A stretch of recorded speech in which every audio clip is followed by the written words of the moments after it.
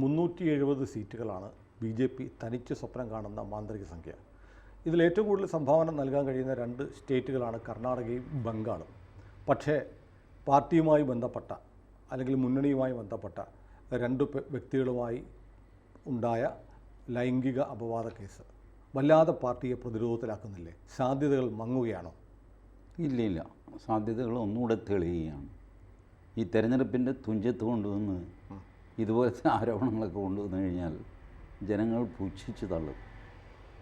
ഈ പ്രജ്വൽ രേവണ്ണയുടെ കാര്യമാണല്ലോ ഈ ഉദ്ദേശിച്ചത്.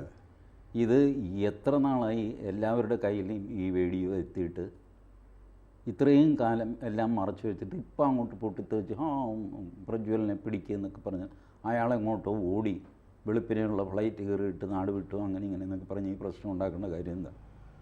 4 മാസം മുമ്പ് കയ്യിലുണ്ടായിരുന്നു എന്നുള്ളത് എല്ലാവരും സമ്മതിക്കുന്നതാണ്. JDS സമ്മതിക്കുന്നു, കോൺഗ്രസും സമ്മതിക്കുന്നു. അല്ല, മുമ്പൊരിക്കൽ TG പറഞ്ഞിട്ടുണ്ട്, നമ്മുടെ കയ്യിൽ ആയുധം ഉണ്ടെങ്കിൽ ഏറ്റവും പറ്റിയ സമയത്താണ് ഉപയോഗിക്കേണ്ടത്. തെരഞ്ഞെടുപ്പ് ഒരു ആയുധമല്ല. ഈ പറ്റിയ സമയത്ത് ഉപയോഗിച്ച് കഴിഞ്ഞാൽ ജനങ്ങളും അത് മനസ്സിലാക്കും. നിങ്ങൾ ഈ ഉപയോഗിക്കുന്ന ആയുധം, അതിൻ്റെ വിശ്വാസ്യത, അത് ജനങ്ങൾ മനസ്സിലാക്കും. ഈ കേസിൽ സംഭവിച്ചിരിക്കുന്നതാണ്. ഞാൻ രേവണ്ണ നിഷ്കളങ്കനാണെന്നൊന്നും ഞാൻ പറയുന്നില്ല. എന്തുകൊണ്ടാണ് ഈ സ്ത്രീകളെല്ലാം ഇപ്പോൾ ഓടിക്കൂടിയിട്ട് കേസ് എന്ന് പറഞ്ഞിട്ട് എത്ര പേര് 400 പേരെ മറ്റോ ഈ ബലാത്സംഗം ചെയ്യാത്തവരുടെ ലിസ്റ്റ് എടുക്കുന്നതിന് എളുപ്പം. ചെയ്തവരുടെ ലിസ്റ്റ് വളരെ നീളത്തിലാണ് കർണാടകയിൽ. ചെയ്യാത്ത ലിസ്റ്റ് ചെറുതായിരിക്കും. ഇതൊക്കെ ഒരു അൺബിലീവബിൾ സ്റ്റോറിയാണ്.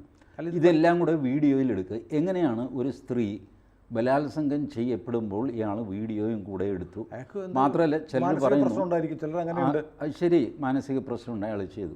കൺസെൻറ്റോടുകൂടി അയാളുടെ കൂടെ പോയ ആൾക്കാർ അവരും പറയുന്നു ഇയാൾ വീഡിയോ എടുക്കല്ലേ എന്ന് ഞാൻ പറഞ്ഞു, അങ്ങേര് കേട്ടില്ല.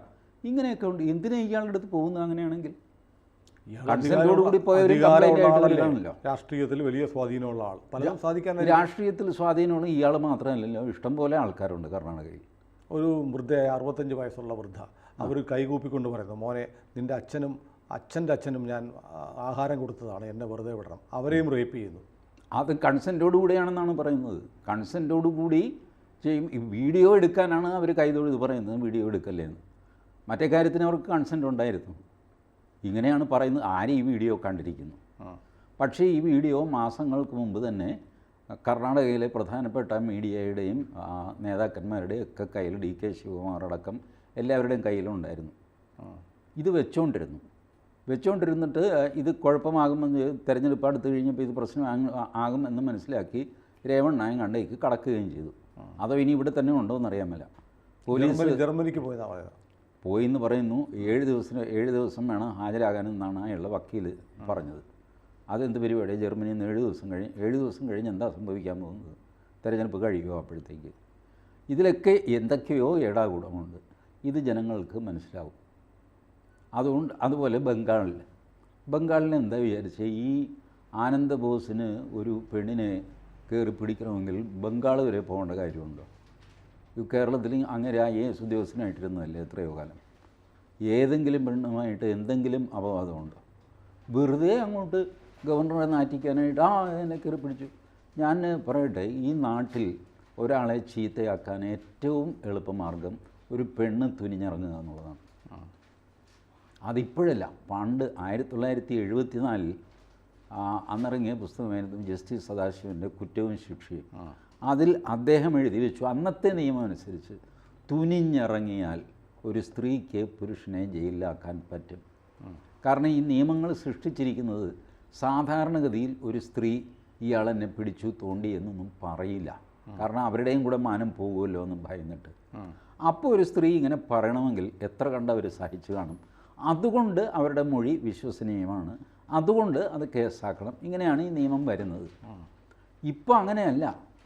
കാലം കടന്നുപോയി. 1974 ജസ്റ്റിസ് സദാശിവനുണ്ടായിരുന്ന കാലത്തെ സമൂഹമല്ല ഇപ്പോൾ. നിയമം കൂടുതൽ സ്ട്രിക്റ്റ് ആകുകയും ചെയ്തു. നമ്മുടെ നിർഭയ കേസിന് ശേഷം IPC വളരെ ടൈറ്റാക്കി. അങ്ങനെയാണ് ഈ 14 സെക്കൻഡ് നോക്കിക്കഴിഞ്ഞാൽ തട്ടിക്കളയെന്നൊക്കെ പറയുന്നത്. ഈ കൊച്ചി ഏത് വീട്ടിലാണെന്ന് ഞാൻ നോക്കിക്കഴിഞ്ഞാൽ കിളവൻ എന്നെ. നിയമം കൂടുതൽ സ്ട്രിക്റ്റ് ആയപ്പോൾ സ്ത്രീകൾ കൂടുതൽ ഫ്ലെക്സിബിളായി എന്നാണോ? ഫ്ലെക്സിബിളായി എന്ന് ഞാൻ പറയുന്നില്ല, ബോൾഡായി. അവരിതുപോലത്തെ ഏർപ്പാടിന് തുനിഞ്ഞിറങ്ങാൻ തുടങ്ങി. ഒരുത്തനെ നാറ്റിക്കാനായിട്ട് ജനറലൈസ് ചെയ്യുന്ന ഒരു സ്ത്രീ വിരുദ്ധതയല്ലേ? സ്ത്രീ വിരുദ്ധതയാണെങ്കിൽ ആയിക്കോട്ടെ, സ്ത്രീക്കും വിരുദ്ധമായിട്ട് സംസാരിച്ചുകൂടെ?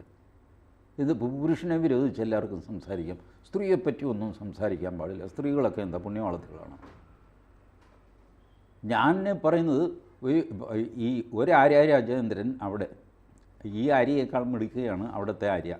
ഗവർണർക്കെതിരെ തന്നെ ആരോപണം ഉന്നയിച്ചു. ഒരു പാവം ബസ് ഡ്രൈവറെയാണ് പിടിച്ചത്, ഗതിയില്ലാത്ത എംപാനൽ ഡ്രൈവർ.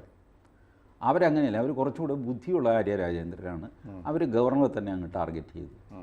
ഇതൊക്കെ ഇങ്ങനെയാണ് എന്നുള്ളത് പൊതുജനങ്ങൾക്ക് നന്നായിട്ട് അറിയാം. ഞാനീ പറയുന്നത് സ്ത്രീ വിരുദ്ധതയാണെങ്കിൽ ആയിക്കോട്ടെ, എനിക്ക് വിരോധമൊന്നുമില്ല. സ്ത്രീകൾ പോക്രിത്തരം ചെയ്താൽ അതിന് കൂട്ടു നിൽക്കണം. സ്ത്രീ വിരുദ്ധനായി പോവും. അങ്ങനെ ഇമോഷണൽ ബ്ലാക്ക്മെയിലൊന്നും വഴങ്ങുന്ന ആളല്ല ഞാൻ. അത് ന്യായമായിട്ട് പറയണ്ടേ, സ്ത്രീ ചെയ്താലും പുരുഷൻ ചെയ്താലും നിയമത്തിൻ്റെ ദൃഷ്ടിയിൽ. അതിൻ്റെ മെറിറ്റിലേക്ക് മെറിറ്റ് ഉണ്ടോ എന്ന് അന്വേഷണ ഏജൻസികൾ കണ്ടെത്തി. അതാണ് ഇതിനകത്തെ കളി. കണ്ടെത്തും വരെ നമ്മൾ പറയുന്നത് ശരിയാണ്. നിങ്ങളൊരു കേസ് ഉണ്ടാക്കിയിട്ട് ഇനി അന്വേഷിക്കട്ടെ എന്ന് പറയുക, അതിങ്ങനെ നീട്ടി കൊണ്ടുപോവുക. അതുവരെ ഈ മനുഷ്യൻ കുഴപ്പത്തിലാകുക. വാസ്തവത്തിൽ നിങ്ങൾ പറയേണ്ടത് ആ മനുഷ്യൻ ഈ അന്വേഷണം തീരുന്നതുവരെ ആ മനുഷ്യൻ ഇന്നസെൻ്റാണ്, കുറ്റവാളിയാണ് എന്ന് കോടതി കണ്ടെത്തുന്നതുവരെ ഇയാൾ ഇന്നസെൻ്റ് ആണെന്നല്ലേ പ്രിസംഷൻ, ലീഗൽ പ്രിസംഷൻ അങ്ങനെയാണ്. അത് തന്നെ നിങ്ങൾ റിപ്പീറ്റ് ചെയ്യാമെങ്കിൽ ശരി. പക്ഷേ ഇതങ്ങനെയല്ല. ഒരു പെൺകുട്ടി ആരോപണം ഉന്നയിച്ചു കഴിഞ്ഞാൽ പിന്നെ ജീവിതാവസാനം വരെ നിങ്ങൾ കുറ്റവാളിയാണ്. കോടതി വെറുതെ വിട്ടാലും കോടതി അങ്ങനെ പലതും പറയും. ഇയാളവിടെ പോയത് ഞാൻ കണ്ടതല്ലേ എന്നുള്ള ന്യായവും കൊണ്ടുവരും. ഇതൊക്കെ മഹാമോശം. ബംഗാളിലെ മമത ഇത് തെരഞ്ഞെടുപ്പ് ക്യാമ്പയിനാക്കി മാറ്റി. സന്ദേശകാലിക്കുള്ള മറുപടി മാറ്റുമല്ലോ. തെരഞ്ഞെടുപ്പിൽ ഒരു ആയുധം കിട്ടിക്കഴിഞ്ഞാൽ വിടാൻ പോകുന്നു അവർ മാറ്റും. പക്ഷെ ഞാൻ പറയുന്നത് people will see through the game. Mamata will have a setback. കർണാടകത്തിൽ കോൺഗ്രസിന് ഇതൊരു സെറ്റ് ബാക്ക് ആകും, നോക്കിക്കോ. കാരണം ഈ കളി വളരെ പെട്ടെന്ന് ആളുകൾക്ക് മനസ്സിലാവുന്ന കളിയാണ്. ഇപ്പോൾ കേരളത്തിൽ ആര്യ രാജേന്ദ്രൻ എന്ത് സംഭവിച്ചു? സ്ത്രീയാണ്, ഒരു സ്ത്രീക്കെതിരെ ലൈംഗിക ചേഷ്ട കാണിച്ചാൽ പ്രതികരിക്കണ്ടേ, അതുകൊണ്ടാണ് ഞാൻ കരിച്ചത് എന്ന് പറഞ്ഞു. കരിച്ചിട്ട് എന്തായി? She has become most unpopular mayor in Kerala. പുതിയ തെളിവുകൾ വരുന്നുണ്ട് യദുവിനെതിരെ. കൊണ്ടുവരും. യദു അത് പറഞ്ഞല്ലോ, എനിക്കെതിരെ ഓരോ സ്ത്രീയായിട്ട് ഞാൻ ഇറങ്ങും. അയാളെന്നെ നോക്കി, അയാളെന്നെ പിച്ചി തോണ്ടി എന്നൊക്കെ പറഞ്ഞ്. പൊതു അന്തരീക്ഷം എങ്ങനെയാണ്? മേയർക്കെതിരാണ്, യദുവിൻ്റെ കൂടെയാണ് അല്ലേ? ഇതാണ് ഞാൻ പറഞ്ഞ കർണാടകത്തിലും പശ്ചിമ ബംഗാളിലും തിരിച്ചടി ഉണ്ടാകുമെന്ന് പറയാൻ കാരണം ഇതാണ്. ഈ സ്ത്രീ വിരുദ്ധത എന്നൊക്കെ പറഞ്ഞുള്ള emotional blackmail is not going to work with sensible people. ആളുകൾക്ക് ഇത് നന്നായിട്ട് മനസ്സിലാവുന്നുണ്ട്. ഇപ്പുറത്ത് ഒരു ബസ് കണ്ടക്ടർ അല്ല ഡ്രൈവർ, അപ്പുറത്ത് മേയർ വണ്ടി വട്ടമിട്ടിരിക്കുന്നു. ഈ സീൻ കണ്ടാൽ മതി ആളുകൾക്ക് ഇതിൻ്റെ ന്യായം ഉടനെ ഉള്ളിൽ തെളിയും. ബാക്കിയൊന്നും പറയണ്ട. അപ്പോൾ അത് ജയിക്കാൻ വേണ്ടിയിട്ട് ലൈംഗിക ചേഷ്ട കാണിച്ചു എന്ന് പറയുക. ഇത് തന്നെയാണ് ആനന്ദബോസിനെതിരെ അവിടുത്തെ ആര്യ രാജേന്ദ്രൻ ചെയ്തിരിക്കുന്നത്. ഇവിടെ യദു രക്തസാക്ഷി, അവിടെ ആനന്ദബോസ് രക്തസാക്ഷി. ഇത്രയേ ഉള്ളൂ. അവർക്ക് കൂടുതൽ ബുദ്ധിയും റേഞ്ചും ഒക്കെ ഉള്ളതുകൊണ്ട് അവർ ഗവർണറെ ആക്രമിച്ചു. ഇവിടെ അത് ഇച്ചിരി കുറവായിരിക്കും. അതുകൊണ്ട് ബസ് കണ്ടക്ടർ. അവിടെ ഈ സംഭവം ഉണ്ടായ ഉടനെ ഗവർണർ നാട്ടിലോട്ട് പോരേണ്ട കാര്യം ഉണ്ടായിരുന്നോ? അവിടെ നിന്നാൽ പോരായിരുന്നോ? അല്ല, എന്തുകൊണ്ട് അങ്ങേർക്ക് പോകുന്നുകൂടാ? അവിടെ നിന്നു. ഇഫ് സംതിങ് അൺടുവേർഡ് ഹാപ്പൻസ്, അപ്പോൾ ആൾക്കാർ നേരെ തിരിച്ചു ചോദിക്കും, നിങ്ങൾക്ക് അവിടെ തന്നെ നിന്ന് ആ കച്ചറയ്ക്ക് നടുവിൽ നിൽക്കേണ്ട കാര്യമുണ്ടോ? നിങ്ങൾ ഡൽഹിക്കോ എങ്ങോട്ടെങ്കിലും മാറരുതോ ആ സമയത്ത് എന്ന് ചോദിക്കാം. അങ്ങനെ ഒരു ചോദ്യം വരാമല്ലോ. അതുകൊണ്ട് he return back to Kerala. ഇല്ല, രാഷ്ട്രീയ നേതാക്കൾക്കെതിരെ കുറേ കാലമായിട്ട് ഇത്തരം പൊളിറ്റിക്കൽ മോട്ടീവ് ഉള്ള ലൈംഗിക അപവാദം ഉന്നയിക്കുന്നത് ഇപ്പോൾ കേരളത്തിലും ഒരു പതിവായിക്കൊണ്ട് അല്ലേ? അതെ, തീർച്ചയായിട്ടും. എന്തിന്? നരേന്ദ്രമോദിക്കെതിരെ ഇതുണ്ടായിരുന്നല്ലോ. ഗുജറാത്ത് മുഖ്യമന്ത്രിയായിരുന്ന കാലത്ത് ആർക്കിടെക്റ്റായിരുന്ന ഒരു പെണ്ണിൻ്റെ പിന്നാലെ പോലീസിനെ വിട്ട് നിരീക്ഷിച്ചുകൊണ്ടിരുന്നു നരേന്ദ്രമോദി. ഈ പോലീസുകാരൻ കണ്ടാൽ നരേന്ദ്രമോദിക്ക് എന്ത് സുഖം കിട്ടുമെന്ന് എനിക്ക് മനസ്സിലാവുന്നില്ല. ഇയാൾ ബൈനോക്കുലറും വെച്ച് ഇവിടെ നോക്കിക്കൊണ്ടിരിക്കുകയാണെന്ന് നമുക്ക് മനസ്സിലാക്കാം. ഇവൻ സൗന്ദര്യം കണ്ട് ആസ്വദിക്കാനായിട്ട് ചെയ്തു. ഈ പോലീസുകാരനെ പിന്നാലെ വിട്ട് നീ നോക്കടാ, നീ നോക്കിയാൽ ഞാൻ കണ്ട പോലെയാ എന്ന് പറയുന്നു മുഖ്യമന്ത്രി. ഈ ഗുജറാത്തിലെ ജനം തള്ളികൾ പോയി പണി നോക്കടാന്ന്. കുറേ കേസും ഭണ്ഡാരമൊക്കെ ആയിട്ട് അതിൻ്റെ പിന്നാലെ നടന്നു. സുപ്രീം കോടതിയിലൊക്കെ പോയി. അവസാനം ഒന്നുമില്ലാതെ അങ്ങ് പോയി. അല്ല, നമ്മുടെ കേരളത്തിൽ ഈ തെരഞ്ഞെടുപ്പിന് തൊട്ടുമുമ്പല്ലേ മുൻ മുഖ്യമന്ത്രിയായിരുന്ന ഉമ്മൻചാണ്ടി ഉൾപ്പെടെ എത്രയോ പേർക്കെതിരെ അതെ, എന്തൊരു മഹാപാപമൊക്കെ ചെയ്തു. ഉമ്മൻചാണ്ടികളൊക്കെ എത്രയോ പേരുണ്ട്. അവസാനം എല്ലാവരും പറയണം, ഞാൻ കൊടുത്തത് തെറ്റായിപ്പോയി, ചെയ്തത് തെറ്റായിപ്പോയി, ഞാൻ പറഞ്ഞത് തെറ്റായിപ്പോയി. എപ്പോൾ? ഉമ്മൻചാണ്ടി കാലവരിക്ക് പോയി കഴിഞ്ഞപ്പോൾ. അതിന് മുമ്പ് പറഞ്ഞു കഴിഞ്ഞാൽ അങ്ങേർക്ക് ആ സംതൃപ്തിയെങ്കിലും ഉണ്ടായിരുന്നു. അപ്പോൾ ഇത്തരം ആരോപണങ്ങൾ ഞാനതാ പറഞ്ഞ്, കഴിഞ്ഞ തെരഞ്ഞെടുപ്പിൽ ഹൈബി ഈഡൻ ഇവിടെ മത്സരിച്ചു എറണാകുളത്ത് 2019. ആ സമയത്ത് ഈ സരിതയുടെ ബലാത്സംഗ ആരോപണം ഹൈബി ഈഡനെതിരെ ഉണ്ട്. അതിനുശേഷമാണ് CBI അത് അന്വേഷിച്ച് കഴമ്പില്ല. ജോസ് കെ മാണിയുണ്ട്, KP അനിൽകുമാറുണ്ട്, അങ്ങനെ പല KC വേണുഗോപാലുണ്ട്. വലിയ രാഷ്ട്രീയ നേതാവല്ലേ, വർക്കിംഗ് കമ്മിറ്റിയുടെ എന്തോ ഉസ്താദ് KC വേണുഗോപാൽ, ഇതൊക്കെ ഉണ്ട്.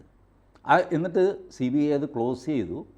ഞാനതിൻ്റെ ഒരു ക്ലോഷർ റിപ്പോർട്ട് വായിച്ചു. ക്ലോഷർ റിപ്പോർട്ടിൽ ഇവർ കൊടുത്ത പെൻഡ്രൈവ് CBI അംഗീകരിക്കുന്നില്ല. അംഗീകരിക്കാത്തത് ഈ പെൻഡ്രൈവിൻ്റെ കൂടെ ഒരു സർട്ടിഫിക്കേഷൻ B5 ഫോമോ അങ്ങനെ എന്തോ കൊടുക്കേണ്ടിയിരുന്നു, അത് കൊടുത്തില്ല പോലും. ഈ ആരോപണത്തിലെ പ്രധാന തെളിവ് ഈ പെൻഡ്രൈവാണ്. അപ്പോൾ അത് കൊടുത്തില്ല, എഴുതി മേടിച്ചാൽ പോരെ? എന്തെങ്കിലും ചെയ്യണ്ടേ? എനിക്കറിയില്ല. CBI അതിൽ ക്ലോഷർ റിപ്പോർട്ടിൽ പറഞ്ഞിരിക്കുന്നത് this evidence cannot be taken because it is not accompanied with form B5 അങ്ങനെ എന്തോ ഒരു ഫോം. അല്ല, ഈ പെൻഡ്രൈവ് CBIയുടെ അന്വേഷണത്തെ സഹായിക്കാനുള്ള മെറ്റീരിയലാണ്. അതെ, അത് അവർ ഉപയോഗിക്കുന്നില്ല. ഇല്ല, ഒരു കടലാസ് ഇല്ല എന്ന് പറഞ്ഞത്. ആ കടലാസ് എഴുതി മേടിച്ചിട്ട് ഉപയോഗിക്കാമായിരുന്നല്ലോ. ഉപയോഗിക്കാമായിരുന്നു. ഉപയോഗിക്കുകയാണ് വേണ്ടത്, അല്ലേ? അങ്ങനെയാണ് വേണ്ടത്. അപ്പം BJP ഭരിച്ചാലും CBI ചെയ്യുന്നത് ഇതൊക്കെയാണ്. അല്ല, എനിക്ക് ഇത് ആര് ഭരിക്കുന്നു എന്നുള്ളതല്ല. ഇപ്പോൾ ഒരു സ്ത്രീയുടെ പരാതി കിട്ടിക്കഴിഞ്ഞാൽ അത് പല രീതിയിൽ പോലീസ് ഉപയോഗിക്കുന്നു. അതൊന്നുകിൽ ഈ ഇരയ്ക്ക് അനുകൂലമായിട്ട് ഉപയോഗിക്കുന്നു, അല്ലെങ്കിൽ എതിരായിട്ട് ഉപയോഗിക്കുന്നു, അല്ലെങ്കിൽ നശിപ്പിച്ച് കളയുന്നു, പലതും സംഭവിക്കുന്നു. ഇത് ടൈംസ് ഓഫ് ഇന്ത്യ റിപ്പോർട്ട് ചെയ്തു ഒരു 4 വർഷം മുമ്പാണ്. ബോംബെ സ്റ്റാറ്റിസ്റ്റിക്സ് അവർ പറഞ്ഞിരുന്നു, ബോംബെയിൽ രജിസ്റ്റർ ചെയ്യുന്ന ഈ സ്ത്രീ പീഡന കേസുകളിൽ 64% വ്യാജമാണ്, ബ്ലാക്ക് മെയിലിംഗ് ആണ്. ചിലത് ശുദ്ധ വ്യാജം, അത് ഉന്നയിച്ചു, അത് തെളിവൊന്നുമില്ല, പിന്നെ അങ്ങ് വിട്ടു, ഇളവൊന്നും നാണം കെടുത്തുക. മറ്റേതങ്ങനെയല്ല, പൈസയും കൂടെ മേടിക്കുക എന്നുള്ള ഉദ്ദേശം. അവർ നല്ലൊരു സ്റ്റോറിയായിട്ടാണ് തുടങ്ങിയത്. ബോംബെ മെട്രോപൊളിറ്റൻ മജിസ്ട്രേറ്റിൻ്റെ മുമ്പിൽ ഒരു സ്ത്രീ വരുന്നു. അവരുടെ കംപ്ലയിൻറ്റ്, അപ്പോൾ ഞാൻ പരാതി കൊടുത്തിട്ടും പോലീസ് FIR ഇട്ടിട്ടില്ല, ബലാത്സംഗത്തിൻ്റെ പരാതിയാണ്. മജിസ്ട്രേറ്റ് അല്പം ചൂടനാണ്. മജിസ്ട്രേറ്റ് പറഞ്ഞു, നിങ്ങൾ കൂട്ടി തന്നെ നിൽക്കുമെന്ന് പറഞ്ഞിട്ട് ക്ലാർക്കിനോട് പറഞ്ഞിട്ട് സിറ്റി പോലീസ് കമ്മീഷണർ ഹാജരാകണമെന്ന് പറഞ്ഞു. ഗവൺമെൻറ്റിൻ്റെ വക്കീൽ വന്നു. വക്കീലൊന്നും പറയണ്ട, എനിക്ക് സിറ്റി പോലീസ് കമ്മീഷണറെ കാണണം, അയാളോട് വരാൻ പറ. ഈ സ്ത്രീയോട് പറഞ്ഞു, നിങ്ങൾ പുറകിലിരുന്നോ, ഞാൻ വിളിപ്പിക്കാം. ഉച്ചയായപ്പോൾ സിറ്റി പോലീസ് കമ്മീഷണർ കൂടി പറഞ്ഞു വന്നു. കൂടെ ഒരാളെയും കൊണ്ടുവന്നിട്ടുണ്ട്, മുടന്തി നടക്കുന്നൊരു മനുഷ്യൻ. എന്താണെന്ന് ചോദിച്ചപ്പോൾ ഇയാളാണ് കേസിലെ പ്രതി. ഞാൻ എന്ത് ചെയ്യണേ? 74 വയസ്സുണ്ട്, ഒരു സൈഡ് പാരാലിസിസ് കഴിഞ്ഞ് ഇപ്പോൾ എണീറ്റ് കഷ്ടിച്ച് ഒരു വാക്കറും പിന്നെ മറ്റേ കയ്യിൽ ഒരാളും ഒക്കെ പിടിച്ച് കക്ഷിയെ ഹാജരാക്കുകയാണ് പ്രതിയെ. ഞാൻ എന്ത് ചെയ്യണം സാർ? ഇയാൾക്കെതിരെ FIR ഇടണം. 2 വർഷമായി, ഇവരുടെ കംപ്ലയിൻറ്റ് ഡേറ്റ് 3 മാസം മുമ്പ് മറ്റോ ഉള്ളതാണ്. 2 വർഷമായി ഇയാൾ കിടപ്പ് രോഗിയാണ്. ഇപ്പോൾ ഈ കോലത്തിലാക്കി സാറിൻ്റെ ഉത്തരവനുസരിച്ച് മുമ്പിൽ ഹാജരാക്കണമല്ലോ എന്ന് വിചാരിച്ച് പാൻ്റ് ഇടിക്കാൻ പെട്ട പാട് ഞങ്ങൾക്കറിയാം. ഒരു പാറ്റേൺ ഷർട്ട് ഇട്ട് വരണമല്ലോ. ഈ മനുഷ്യൻ നിസ്സഹായനായിട്ട് നിൽക്കുന്നു, ഇടതുവശത്തൂടെ ഈള വലിക്കുന്നു, ഇങ്ങനെ ഇടയ്ക്കിടയ്ക്ക് തുടയ്ക്കണം. അത് ആ അവസ്ഥയിൽ ഇവരാണെങ്കിലോ ഒരു 5 അടി ഹൈറ്റിൽ നല്ല ഉലക്ക പോലത്തെ കയ്യുമൊക്കെ ആയിട്ട് മാർട്ടിൻ ആ നഗരത്തിലോ നിൽക്കുന്ന പോലെ നിൽക്കുന്നു. മജിസ്ട്രേറ്റ് അങ്ങനെ കൊണ്ടുപോയിക്കോളാൻ പറഞ്ഞു. ഈ സ്ത്രീക്കെതിരെ കേസെടുക്കാൻ പറഞ്ഞു. കരച്ചിലായി, ബഹളമായി. മറ്റ് വക്കീലന്മാരൊക്കെ ഇടപെട്ടിട്ട് അത് വിട്ടേക്ക് സാറേ, അത് ബ്ലാക്ക് മെയിൽ ചെയ്യാനായിട്ട് ഇങ്ങനെയൊക്കെ ചെയ്യുന്നതാണ് പോട്ടെ എന്നൊക്കെ പറഞ്ഞു. സ്ത്രീയല്ലേ എന്ന് പറഞ്ഞു. അല്ലെങ്കിൽ പിന്നെ മജിസ്ട്രേറ്റ് സ്ത്രീ വിരുദ്ധൻ, സുല്ലൊക്കെ കൂടെ ഇറങ്ങുമല്ലോ, സ്ത്രീ വിരുദ്ധൻ മജിസ്ട്രേറ്റ് പറഞ്ഞു വിട്ടു. ഇത് കഴിഞ്ഞിട്ടാണ് ഇവർ ഈ സ്റ്റാറ്റിസ്റ്റിക്സ് പറയുന്നത്. 64% false cases and for blackmailing, for money, extortion, ഈ പരിപാടിയാണ് ചെയ്യുന്നത്. ഇത് ചെയ്യുന്നതും സ്ത്രീകൾ തന്നെയാണ്. അപ്പോൾ ഞാൻ ഈ തെരഞ്ഞെടുപ്പിൻ്റെ സമയത്ത് ഇതുപോലത്തെ ആരോപണങ്ങൾ വരുന്നതിൽ എനിക്ക് അത്ഭുതമൊന്നുമില്ല. പക്ഷേ ഈ ആരോപണങ്ങളുടെ ടൈമിംഗ് തെറ്റിയിരിക്കുന്നു. Election is too close, you are not going to get any benefit. വല്ലാത്ത പരാജയ ഭീതി ഉള്ളതുകൊണ്ടായിരിക്കുമോ എന്തെങ്കിലുമൊക്കെ ആയുധമെടുത്ത് പ്രയോഗിക്കാം എന്ന് കരുതുന്നത്? ഭീതി കൊണ്ടായിരിക്കണം എന്നില്ല. കയ്യിലുള്ള ആയുധങ്ങളെല്ലാം കൂടെ അങ്ങ് എടുത്ത് പ്രയോഗിക്കുന്നൊരു സമയമാണ്. ആയുധം ഉണ്ടാക്കി പ്രയോഗിക്കുകയാണ് ബംഗാൾ. ഉണ്ടാക്കി പ്രയോഗിക്കും. ഇത് തിരഞ്ഞെടുപ്പിൽ ഉള്ള ഏർപ്പാടാണല്ലോ. അപ്പോൾ ജയിച്ചാലും തോറ്റാലും ശരി കയ്യിലുള്ള മുഴുവൻ ബോംബും അങ്ങ് ഇട്ട് തീർക്കടാ. കാരണം ഈ ബോംബ് പൊട്ടിക്കണോ, അതിൻ്റെ ഒന്നും ആവശ്യം വരില്ല. ആവശ്യമുണ്ടോ ഇല്ല, നീ പൊട്ടിക്ക്. ഇനിയിപ്പോൾ അടുത്ത തിരഞ്ഞെടുപ്പ് വരുമ്പോഴല്ലേ ഉള്ളൂ. അപ്പോഴത്തേക്ക് നമുക്ക് വേറെ ബോംബുണ്ടാകും. ഇത് കഴിഞ്ഞു ആണല്ലേ കാണണ്ടേ, മമതയ്ക്ക് ഗവർണറെ കാണണ്ടേ? അതൊക്കെ കണ്ടോ, അതിനുള്ള തൊലിക്കെട്ടിയൊക്കെ മമതാ ബാനർജിക്കുണ്ട്.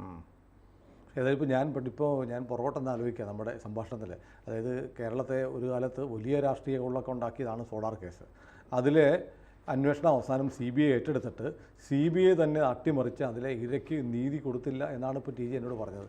അട്ടിമറിച്ചു എന്നൊന്നും ഞാൻ പറയുന്നില്ല. സാങ്കേതികമായിട്ട് CBI ചെയ്തത് ഇല്ലീഗലായിരുന്നു എന്ന് ഞാൻ കരുതുന്നു. ഇപ്പോഴും ഈ പറഞ്ഞ സ്ത്രീക്ക് ഹൈക്കോടതിയിൽ ഈ ക്ലോഷർ റിപ്പോർട്ട് ചലഞ്ച് ചെയ്യാവുന്നതാണ്. I have gone through the closure report, at least one, in which I found this. ഞാനെന്നാൽ ഒരു പ്രമുഖ മാധ്യമപ്രവർത്തകൻ എൻ്റെ സുഹൃത്തിനെ അറിയിച്ചിട്ട് അയാൾക്കത് ക്ലിക്കായില്ല എന്ന് തോന്നുന്നു. അത് ഫ്ലാഷ് ചെയ്യില്ല, വാർത്ത പുറത്തു വന്നില്ല. ഈ പെൻഡ്രൈവ് തെളിവായിട്ട് സ്വീകരിക്കാതെ ബാക്കി സാഹചര്യ തെളിവുകളൊന്നും കാണുന്നില്ല എന്ന് പറഞ്ഞിട്ടാണ് ഈ ക്ലോഷർ റിപ്പോർട്ട് കൊടുത്തിരിക്കുന്നത്. പെൻഡ്രൈവാണ് പ്രധാന തെളിവ്. അത് സാങ്കേതികമായ ഒരു പോരായ്മയുടെ ഒരു കടലാസില്ല. ഒരു ക്രിമിനൽ കേസിൽ നിങ്ങളുടെ തെളിവ് അതിൻ്റെ സാങ്കേതികത്വം എന്തുമായിക്കോട്ടെ, ആ തെളിവ് നശിപ്പിക്കാനോ എടുക്കാതിരിക്കാനോ പറ്റില്ല. സാങ്കേതികത്വം പൂർത്തിയാക്കാനുണ്ടെങ്കിൽ അത് പൂർത്തിയാക്കുക, ഏതെങ്കിലും ഫോം ഫില്ല് ചെയ്യാനുണ്ട് പിടിക്കാനുണ്ടെങ്കിൽ അത് ചെയ്യുക. ഇതിങ്ങനെ ചെയ്തത് ശരിയായില്ല എന്ന് പറഞ്ഞിട്ട് ഈ സ്ത്രീ ഹൈക്കോടതിയിൽ ചലഞ്ച് ചെയ്ത് കഴിഞ്ഞാൽ ഇപ്പോഴും അത് കേസാകും എന്ന് ഞാൻ വിശ്വസിക്കുന്നു. അല്ല, സ്വാഭാവികവും CBI ചെയ്യേണ്ട ഒരു ഇരയ്ക്ക് ഇത്തരം ടെക്നിക്കാലിറ്റി ഒന്നും അറിയത്തില്ലായിരിക്കും. അവരോട് പറഞ്ഞു കൊടുക്കുക, ഈ അപേക്ഷ കൂടെ ഒരു കടലാസ് കൂടെ പൂരിപ്പിച്ചു തരണം എന്ന് പറഞ്ഞ് അവരെ സഹായിക്കുക. ഈ പെർട്ടിക്കുലർ കേസിൽ സുനിൽ പറയുന്നത് ശരിയല്ല. ഈ ഇരയ്ക്ക് ഇത്തരം കാര്യങ്ങളൊക്കെ നന്നായിട്ട് അറിയാം. ഒരുപക്ഷെ അത് വിട്ടുപോയതായിരിക്കാം. ജനറലി പറഞ്ഞാൽ മതി. അപ്പീൽ ഹൈക്കോടതിയിൽ പോകാമെന്നും അവർക്കറിയാം. I think she has having some health problem, something, I don't know. അതുകൊണ്ടായിരിക്കും അന്വേഷണ ഉദ്യോഗസ്ഥരുമായി ഏറ്റവും കൂടുതൽ ഇടപെടുന്നത് ഇരയാണ്. അപ്പോൾ പറയാം, ഇത് ഇങ്ങനൊരു പ്രശ്നമുണ്ട് കേട്ടോ, അപ്പോൾ ആ ഫോം കൂടെ വേണം എന്ന് പറയേണ്ടതല്ലേ? അങ്ങനെ പറഞ്ഞില്ല എന്നാണ് ഞാൻ ക്ലോഷർ റിപ്പോർട്ടിൽ നിന്ന് മനസ്സിലാക്കുന്നത്. അപ്പോൾ ഒരുപക്ഷെ സോളാർ കേസ് അവസാനിച്ചിട്ടില്ലായിരിക്കും. കാരണം ക്രിമിനൽ കേസുകൾക്ക് എപ്പോൾ വേണമെങ്കിലും ജീവൻ വയ്ക്കാം, ലിമിറ്റേഷൻ ഇല്ല. അതുകൊണ്ട് സോളാർ കേസ് മരിച്ചോ എന്നൊക്കെ ചോദിച്ചു കഴിഞ്ഞാൽ ചിലപ്പോൾ ഇല്ല എന്നായിരിക്കും ഞാൻ പറയുന്നത്. പിന്നെ ആ സോളാർ എന്നുള്ള വാക്ക് വിടുക, ഇതുമായിട്ട് ബന്ധപ്പെട്ട ഇത്തരം കേസുകൾ അത് അവസാനിച്ചു എന്ന് ചോദിച്ചാൽ പറയേണ്ടെന്ന് വെച്ചാണ് ഞാൻ സോളാർ എന്ന് പറഞ്ഞത്. അതെ, അത് മനസ്സിലായി. ആയിക്കോട്ടെ, ഇരയുടെ പേര് പറയണ്ട. അതേസമയം ഇത് ഹൈക്കോടതിയിൽ എപ്പോൾ വേണമെങ്കിലും ഉന്നയിക്കാവുന്നതാണ്. പിന്നെ ഉന്നയിക്കണോ വേണ്ടതെന്നൊക്കെ ഉള്ളത് അവരുടെ തീരുമാനം. അല്ല, വീണ്ടും ഒരു തെരഞ്ഞെടുപ്പിൻ്റെ പ്രശ്നം ഇതാണെന്ന് ഞാൻ പറയട്ടെ, ഇന്ത്യൻ പൊളിറ്റിക്സിൽ കാണിക്കുന്ന പോക്രിത്തരങ്ങൾ അതിൻ്റെ ആദ്യ വിത്ത് കേരളത്തിലാണ് ഉണ്ടാവാറുള്ളത്. എൻ്റെ ഒബ്സർവേഷനാണ്. 1964 PT ചാക്കോയെ എല്ലാവരും കൂടെ കുരിശിലേറ്റിയത് ഇതുപോലൊരു കേസ്.